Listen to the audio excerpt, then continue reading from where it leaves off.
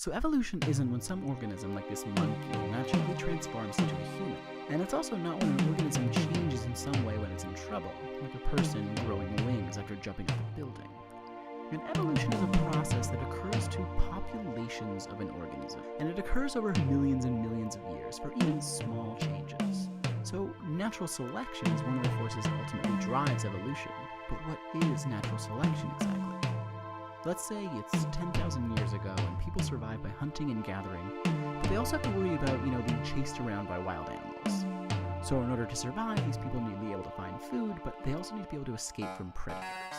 Well, let's say that one of the people of these two has a special genetic trait and has slightly longer legs than the other guy, because his legs are longer and he can run, let's say, 2 times as fast as everyone else. And because of this, he's more likely to survive when a predator like this bear chases him down.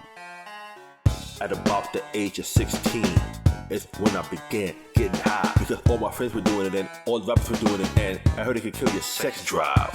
What? Then later on I became addicted to something which is scientifically not addictive. One day I was smoking and I was like, do I enjoy getting high or am I just appeasing my addiction? I could have had better jobs and maybe better friends and better ladies. When I look at my life and the money that I gave to remain a slave, I already paid a high price to live low, so I gotta say farewell, Mary Jane. There's no love without hate, peace without war, will without fake. Let me demonstrate. Legs is more likely to reach an age where he's old enough to find a mate, reproduce, and have children, who would also have this special trait of longer legs because it's genetic. And because he's more likely to have kids than everyone else, over long periods of time, soon more and more of the population will have this special trait. And let's say there's 6 people in the world. We started talking on this date now. Now I got your phone number and we're sending text. I'm setting my own expectations because I know there's a danger in having low expectations. I'm talking to Tanya about the way she dresses. Ooh, a beautiful smile, her very warm presence. I thank you for the time you've given me, the things you have said to me are only with the third eye can see. And I say this all the time.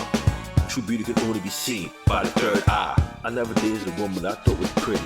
You had a great body, but I didn't think you were pretty. I thought she was pretty.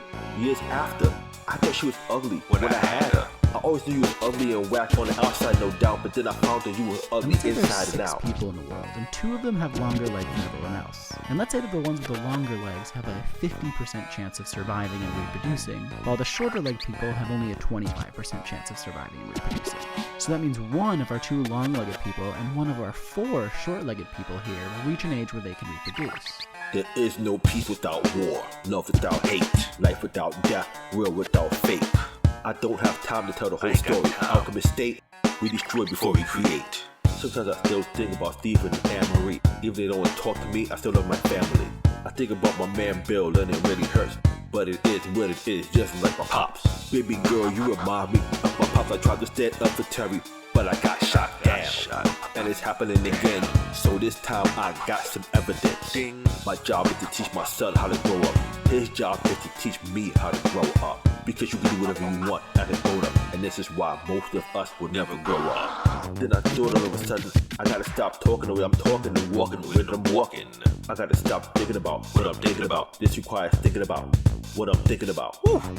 Thinking about something else. You said you don't have to diet, go to hell, because what you hear all day is your personal hell. I'm out, but your 3 still be in hell. Heartbroken and stressed out, but I'm still smiling. There's joy in my heart while I'm freestyling.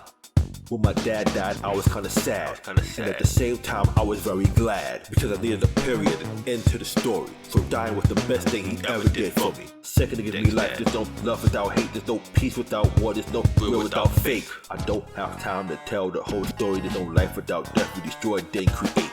My man told me that he meets girls on Tinder, but he makes sure that he puts on the condom. I gotta fight for the right to see my son. I don't know when the next time I'm going to see my son is. But if anyone knows the truth, they know they need protection, not from me, but from you. I'm on Instagram sending you a message of your secret admirer, and I'm thinking about you. Valerie is the goddess Freya. I ain't never seen a woman more beautiful than Marissa. In my dream world, we still bomb graffiti on the train, and if your gang had beef with another gang, we battle you and serve you in a dance, or laser tag, or some type of video game. And if the beef got deep in you, your peeps would travel through some beat street and compete in rap battles. I suggest that you go first, homie. You do not want to go after me. We having a rap cypher, In the park, Zulu Nation and Latin Kings talking about peace, God. I threw up my set and you threw up yours. I went my own way and you went yours. There's no love without hate, no peace without war, no without. Let's move on. I ain't got time to tell you the whole story. Married people are the ones who are the most lonely. The greatest gift in life is giving. This is expressed by parents on Christmas, whose true gift is the smile from their children. Love is life and life is People lived. who survived will each have 4 children, and naturally these children will resemble their parents. So now in our next generation we have 4 people with long legs and 4 with short legs. And you can already see that more of the population has long legs than when we started. But let's take it another generation further. So half of our long-legged people will reproduce, whereas only 1/4 of our short-legged people will reproduce. And this means that by our 3rd generation we'll have 8 long-legged kids and only 4 short-legged ones. We can see that in generation 1, 33% of the population was long-legged. In generation 2, 50% of the population was long-legged. And by generation 3,